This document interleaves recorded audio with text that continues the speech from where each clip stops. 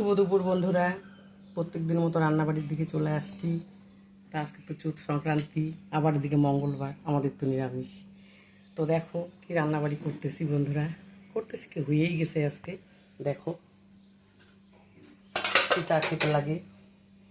আজকে দেখো করলাম এটা মটরের ডাল, কাঁঠাল দিয়ে, সজনা দিয়ে। এই দেখো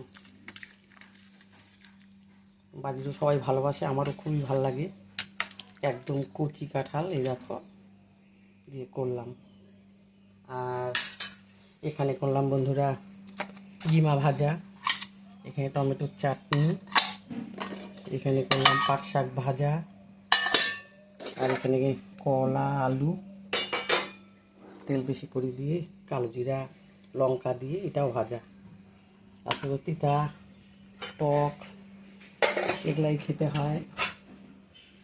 তো রান্নাবাড়ি হয়ে গেল, খাওয়ার একটু দেরি আছে, সেই কারণে আজকে তো ছাতু চিড়া মুড়ি দই এগুলো সব খেতে লাগে। তো সঙ্গে আমি একটু নিয়ে নিলাম ছাতু গুড়, এখানে চিড়া মুড়ি একটু খেয়ে নিই, তারপরে দুপুরে আবার ভাত খাবো, একটু দেরি করেই খাবো।